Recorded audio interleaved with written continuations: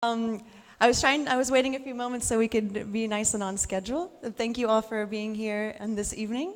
My name is Michelle Thorne, and I'm going to be talking about how we can go beyond the geek elite and how we can work towards a user empowerment movement. So, what's the problem? Right now, I think there's a huge knowledge gap. It's causing a lot of headaches. And we are the geek elite, and we know a lot about digital issues. We know about when there's different attacks against us, how we can create the next line of defense and prepare ourselves for other kinds of threats. So, there's not everybody who has this kind of knowledge like we do. They look a little bit like they're apathetic. When stories like Prisms breaks, they say, well, I don't care what you do with my data. Take it. I don't, do what you want with it. But this appears sometimes like apathy, and it's really a lack of knowledge. So they don't know the issues, and they don't know what's at stake. And so, for example, I live in Germany, and there was a pundit talking, and he said, the best response to something like the NSA leaks is go completely offline. And this was like a very serious political commentator whose proposal to the challenges that we face with the internet is to completely disengage with this public space and to go into, a cabin in the woods. And I think we can do a lot better than this. So we should have a society that when we have digital threats, we don't decide to run away, to disengage. We have the most amazing human achievement, this internet, and we should not abandon it. So we're geeks, we know how things work, and we have lots of power in the digital world. And with this power, this great power, comes great responsibility. So it's not right that we leave our citizens, our fellow citizens, to apathy or misguided retreat. If there's a cyberspace Armageddon, we should not be the only ones who survive. So we have to do something. This is my proposal. I don't pretend to know all the answers, but I think we will get somewhere with user empowerment. We need people to understand what's at stake and what they can do and why these issues are important.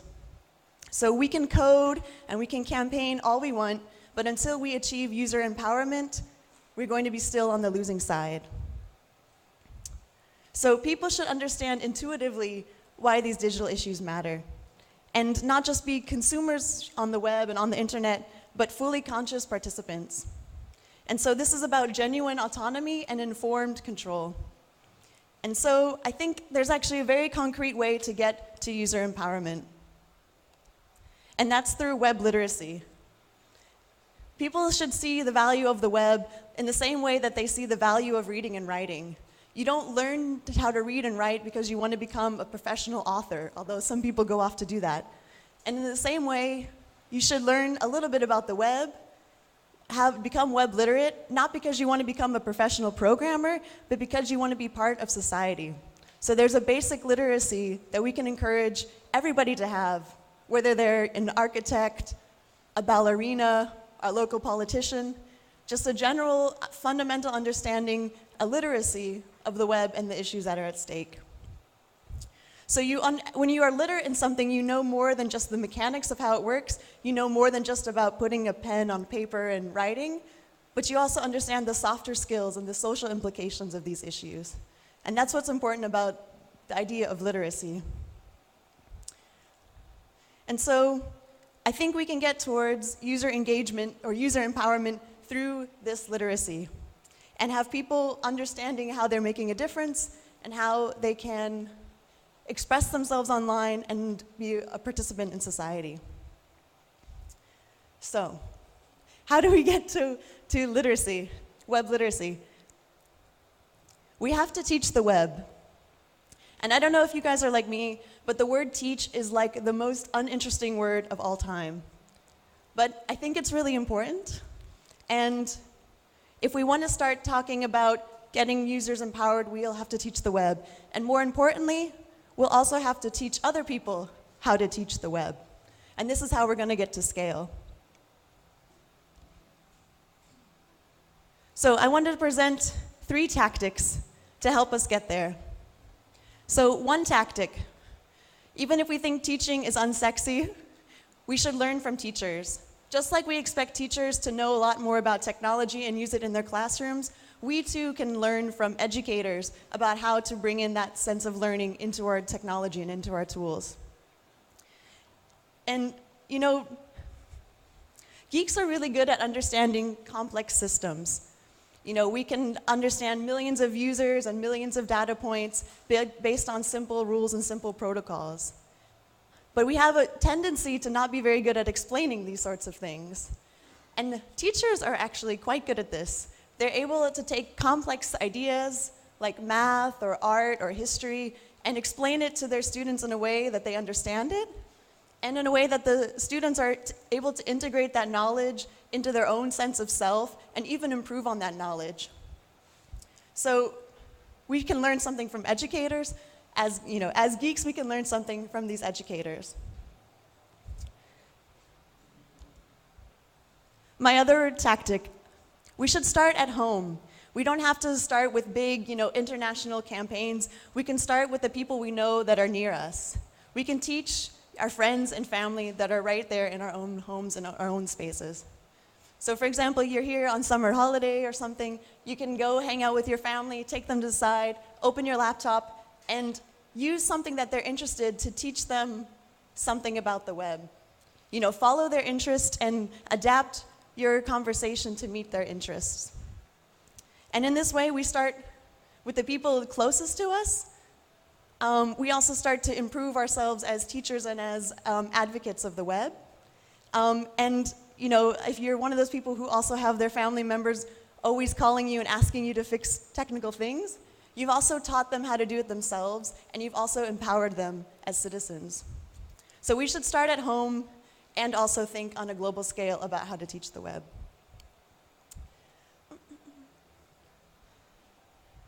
Last tactic proposal. We should look at training the trainers. This is another thing that educators do incredibly well. They run events where they teach other teachers how to teach. And I think, geeks, we think about scale a lot.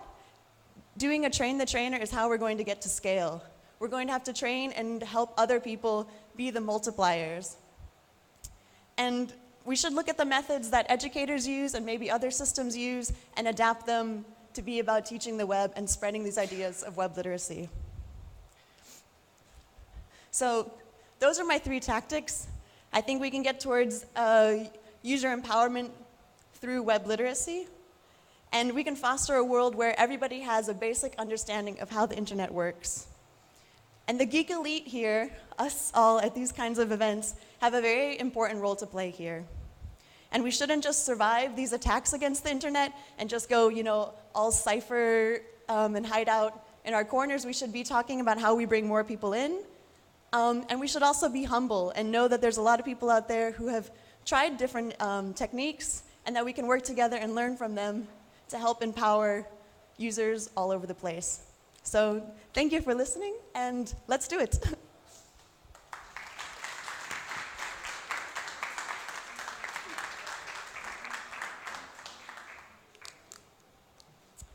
So I might come up here if anyone wants to push back on these ideas or expand on them with experiences you have, either teaching people or maybe finding resistance when you try to help people understand about web literacy.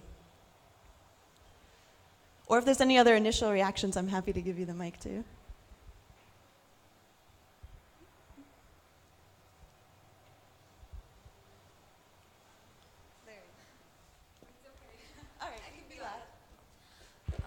You speak about the people who already have some support networks in place who are, I suppose, in the West, in the global West, but what about crossing the digital divide?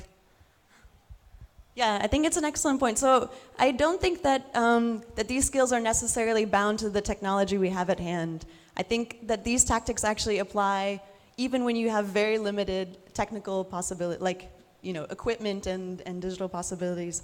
For example, we work with a bunch of guys in India who go to their nearby temple or shops and teach these people with like no internet connection by drawing on paper, you know, these are like how pieces of code work, or this is how, you know, when you finally do get online, these are the things that you're seeing, and trying to use also offline technologies or offline techniques to teach these digital things.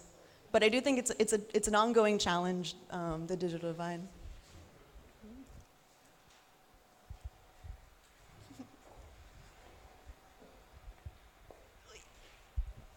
How we could teach our lawmakers here in Croatia? We have very archaic laws, for example, in copyright and neighboring laws, very archaic, very authors unfriendly.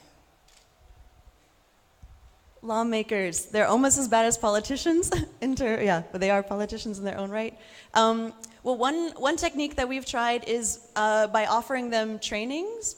So a lot of times, if you're someone influential, like a lawmaker, politician, you don't want to admit that you don't know how it works, because it would look very bad for you. So if you offer trainings that are, maybe don't make them look like idiots, but are kind of come across as multi-stakeholder, bipartisan, helpful trainings where you're bringing them up to speed on certain issues while not being patronizing. I think that's one technique. I'm sure there's many others, but doing something that helps them not feel like complete idiots, and then they actually have those aha moments of, oh, you know, the internet is not pipes. Our lawmaker is well educated. He's current president of the Croatia, Mr. Ivo Josipovic, and he's father of our Croatian copyright law, and I think he had intents to put certain articles in the law that gives the, for example, the royalty collecting societies more rights than the author's rights. Well, yeah, there's always going to be different people who maybe even know the issues but are acting in a way that we feel is still threatening the web. And I think this comes back to some of the earlier points I'm talking about, that we can campaign against maybe, you know, the examples of bad prime ministers and bad presidents, but until we have a citizen base that also is campaigning with us, we're never going to make that change. So even if we aren't able to change the opinion of this one guy on the top, we can change the opinion of lots of people who maybe never spent time thinking about this stuff. And with that political base, we can make a difference. I don't know if you guys have done campaigns yourself, or you find that there's certain issues here where maybe literacy or education might be a solution, or places where you tried it and it didn't work. I'd also love to hear about, you know, failures. I can talk also about things we tried that didn't work very well. But maybe someone else has something they want to share. Yeah.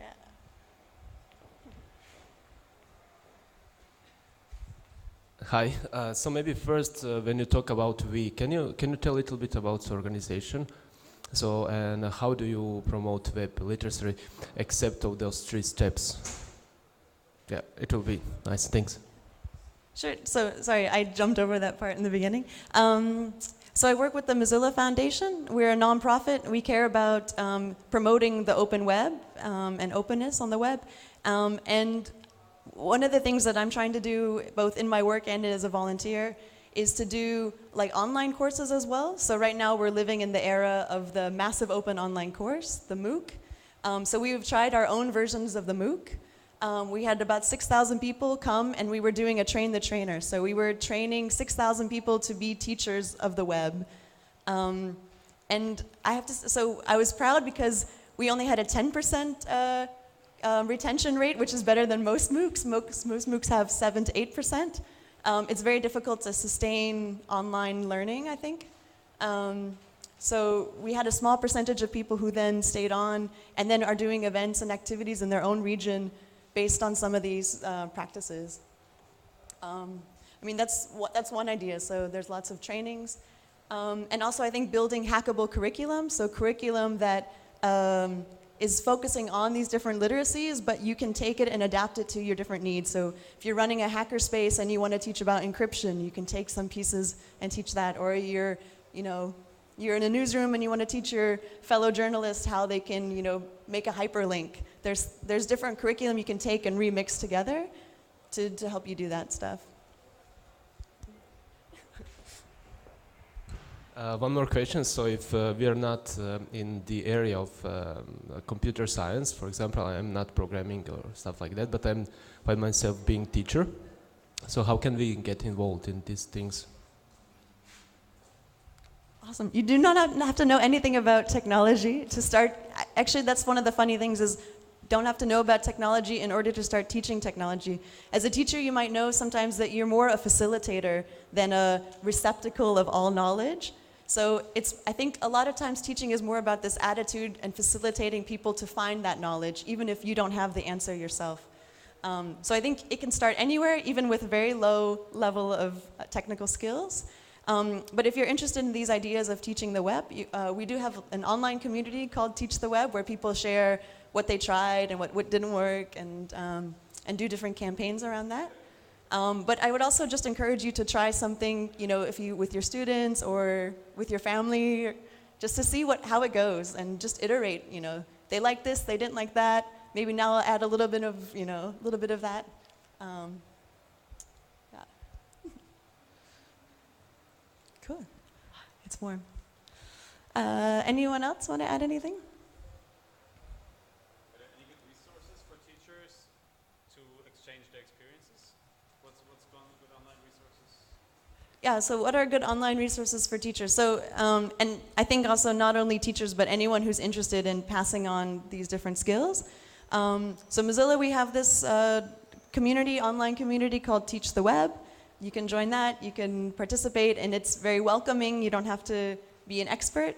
I think there's also very interesting initiatives in the MOOC space, so people running these massive online courses. Basically, if you Google MOOC, you'll find like hundreds of people that are digging into certain issues around web literacy and this sort of thing. Cool. All right. Well, I actually have a beer waiting for me, which is awesome. So if anyone wants to keep talking about stuff and continue the discussion, we can hang out here for a little bit. I'm sure the next person is also getting queued up to talk. Thank you all so much, and enjoy the rest of the conference.